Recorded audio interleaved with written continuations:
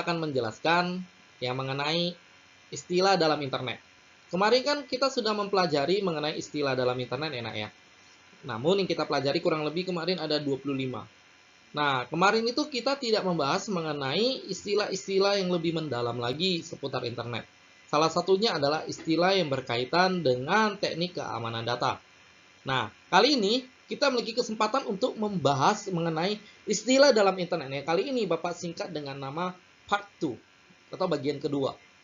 Ya, istilah dalam internet bagian kedua itu terdiri dari istilah-istilah yang dipergunakan dalam menjaga keamanan data dalam suatu transaksi data. Nah, jadi di sini kita anggap ini bagian kedua ya, Part 2. Oke, jadi apa-apa saja kah istilah dalam internet akan kita pelajari hari ini? Mari kita lihat berikut ini. Yang pertama adalah HTTPS. Kemarin kita sudah mempelajari mengenai HTTPS. Ya, lebih tepatnya kita sudah mempelajari namanya HTTP. Apa itu HTTP? HTTP kepanjangan dari Hypertext Transfer Protocol. Kalau namanya protokol berarti namanya aturan.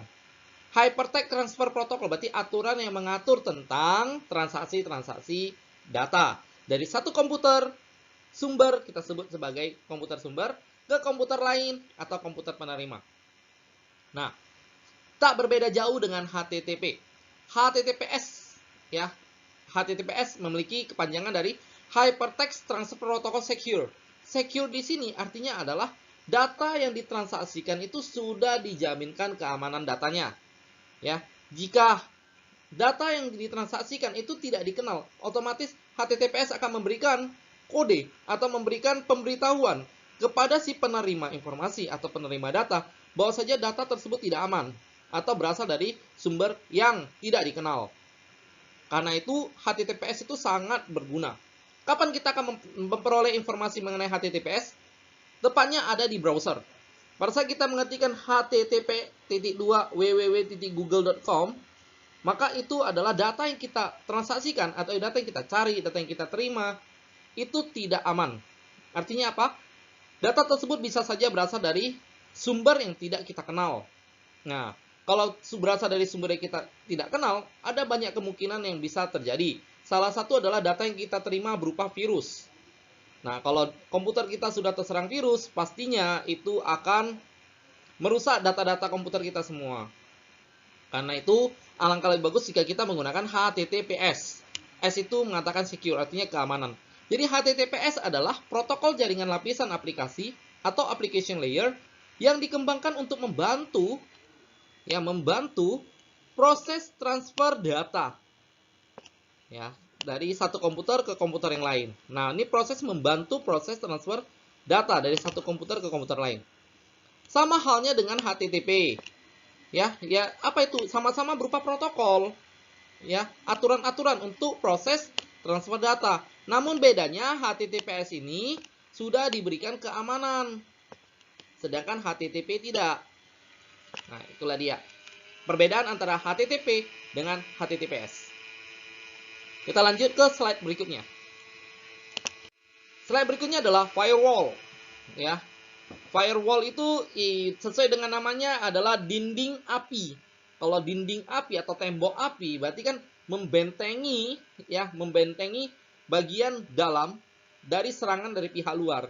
Nah, seperti itu. Nah, sama fungsi firewall pada jaringan komputer itu adalah mengatur keamanan masuk dan keluarnya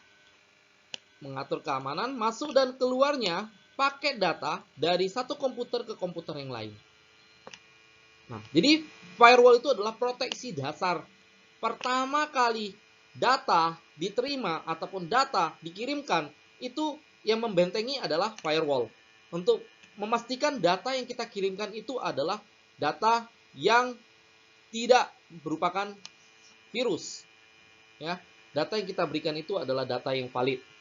Sedangkan firewall pihak penerima itu memastikan paket data yang diterima itu adalah paket data yang jelas sumbernya dari mana, ya, yang jelas data tersebut bukanlah virus ataupun data tersebut tidak membahayakan komputer yang menerima. Oke, itulah firewall. kadangkala banyak aplikasi yang kita download ya di dunia jaringan komputer atau dunia internet itu biasanya menyarankan agar firewall-nya dimatikan. Maksud tujuannya adalah agar data yang kita terima itu sifatnya adalah aman. Namun, justru itulah resiko yang akan kita terima jika firewall-nya kita matikan. Jadi, data tersebut tidak ada lagi yang memvalidasi apakah data tersebut adalah valid dari sumber yang dikenal atau tidak. Ya. Jadi, firewall itu kebanyakan dimatikan karena perihal hal sepele seperti itu. Banyak contohnya, misalnya kita mendownload aplikasi game. Nah, pada saat kita download aplikasi game itu nggak akan bisa kita download sebelum firewall-nya kita matikan. Nah, kan kita nggak tahu kita downloadnya itu di dunia maya. Artinya apa? Kita nggak tahu sebenarnya itu sumbernya itu jelas atau enggak. Tapi karena kita butuh game tersebut, akhirnya kita matikan firewall. Itu sangat beresiko, nak. Kalau itu terjadi, maka banyak kemungkinan. Yaitu pada saat kita download, nah, serangan dari pihak luar ke komputer kita. Akhirnya apa? Data pribadi pun tersebar. Akhirnya apa lagi? Komputer kita pun jadi hang. Apalagi? Banyak data-data yang berada di dalam komputer kita jadi rusak semua. Itu pengaruh dari tidak terproteksinya data yang kita ambil. Jadi, jangan sesekali mematikan firewall pada komputer. Oke? Berikutnya adalah fungsi firewall itu sendiri, yaitu melindungi komputer dari berbagai ancaman di jaringan internet. Ya, jadi melindungi komputer pertama kali itu namanya firewall. Jadi, teknik keamanan data itu nggak hanya di firewall saja. Kali ini kita akan pelajari apa-apa saja teknik keamanan data. Sebelum itu, kita akan pelajari yang namanya kriptografi. Apa itu kriptografi? Kriptografi itu adalah seni dari cabang ilmu teknologi informasi dan komunikasi. Tujuannya adalah untuk mempelajari tentang keamanan dari transaksi suatu data. Nah, sama dengan matematika. Nah, matematika itu adalah cabang ilmu. Ya, cabang ilmu. Jadi, induknya itu adalah matematika. Cabang-cabang ilmunya ada penjumlahan, pengurangan, ada aljabar, ada fungsi kuadrat, ada yang namanya pemangkatan, pengakaran. Nah, itu adalah cabang-cabang ilmu matematika. Kalau di fisika ada namanya gerak lurus, gerak melingkar, gerak jatuh bebas, ya. Kalor itu namanya adalah cabang ilmu fisika. Kalau di biologi ada namanya hereditas, ya. Nah, pertumbuhan, perkembangan, ya kan, ada organ sel tubuh manusia, hewan, tumbuhan, itu adalah cabang ilmu di biologi. Kalau di kriptografi itu mempelajari tentang semua seni teknik untuk mengamankan transaksi data. Nah, salah satunya adalah firewall. Ya, salah satunya itu tadi firewall. Sebenarnya masih banyak lagi yang lain. Ya. Nah, kriptografi itu berasal dari bahasa India. Kriptografi berasal dari dua kata, yaitu kriptos dan graphein. Kriptos artinya tersembunyi atau rahasia, sedangkan graphein berarti menulis. Jadi menulis secara tersembunyi atau bersifat rahasia. Itulah kriptografi. Jadi kriptografi itu adalah cabang ilmunya, ya. Oke, apa saja cabang-cabang ilmu yang dipelajari di kriptografi? Satu, firewall. Yang kedua adalah enkripsi. Apa itu enkripsi? Enkripsi adalah salah satu teknik keamanan data dengan cara menyandikan, memberi password, ya, atau memungkinkan untuk mengacak data ke dalam kode rahasia. Jadi tulisan-tulisannya yang kita masukkan atau gambar yang kita berikan itu diacak sedemikian rupa sehingga yang menerima merasa itu data yang nggak perlu, ya, itu data yang nggak penting. Kenapa? Karena nggak bisa dibaca, udah itu gambarnya juga nggak bisa dibuka, atau file yang kita berikan juga nggak bisa dibuka. Itu bukan data yang penting. Otomatis dari pihak luar nggak bisa menggunakan data tersebut untuk merugikan pihak pengirim. Nah, bagaimana dengan pihak penerima? Bagaimana kalau misalnya Bapak itu adalah penerima data yang dienkripsi? Otomatis kalau Bapak lihat datanya itu kan nggak penting. Nah, oleh karena itu, untuk membuka enkripsi, perlu yang dinamakan dekripsi.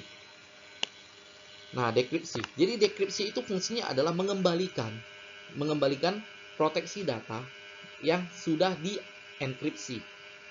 Jadi data-data yang sudah diacak-acak, akhirnya kita susun kembali satu persatu dengan menggunakan dekripsi. Sehingga si penerima pun dapat mengerti apa yang dikirimkan oleh si pengirim. Tujuannya adalah biar data tersebut hanya dapat dibaca oleh penerima dan pengirim. Jadi kalau orang luar membaca data itu tidak bisa atau tidak memungkinkan. Ya. Nah, selain enkripsi, apalagi? Ada yang dikenal dengan nama Secure Socket Layer. Secure Socket Layer itu apa? Teknik keamanan data yang membuat lapisan keamanan. Jadi keamanan itu dilapisi, berlapis-lapis dilapisi. Tujuannya agar transaksi data aman dari serangan pihak luar. Jadi kalau ibaratnya Secure Socket Layer itu sama seperti bawang. Tahu bawang ya? Bawang itu bagian di dalamnya, tapi umbinya itu banyak. Yang melapisi itu banyak sekali lapisannya. Ya, jadi orang buka pun buka sekali nggak dapat, buka dua kali nggak dapat, buka berkali-kali nggak dapat. Ya, tapi tiap kali lapisan tersebut itu ada teknik keamanannya. Nggak semudah itu kita membuka lapisan-lapisan yang melindungi data tersebut. Sama dengan penerima. Penerima juga pasti memiliki aplikasi untuk membuka Secure Socket Layer tersebut. Ya, sehingga tidak serepot orang luar yang nggak punya aplikasi, yang nggak tahu datanya tersebut, yang nggak tahu sandinya tersebut, membuka data yang dikirimkan. Nah, itulah teknik untuk proses keamanan data. Oke? Nah, di sini Bapak menjelaskan bahwa saja teknik untuk keamanan data itu sebenarnya banyak.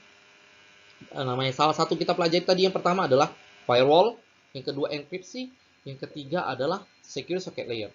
Firewall, enkripsi, dan secure socket layer itu di bawah ya, di bawah pelajaran kriptografi. Jadi kriptografi itu adalah ilmunya. Selain itu ada lagi namanya HTTPS. Itu juga salah satu teknik keamanan data. HTTPS itu sama, mengatur protokol, tapi lebih ke arah keamanan. Lebih aman lah dengan menggunakan HTTPS daripada HTTP. Oke? Mungkin itu yang bisa Bapak jelaskan di pembelajaran kita kali ini. Ya, jika ada yang Bapak sampaikan itu menyinggung perasaan anak-anak Bapak semua, Bapak minta maaf terlebih dahulu. Bapak tidak ada niat untuk itu.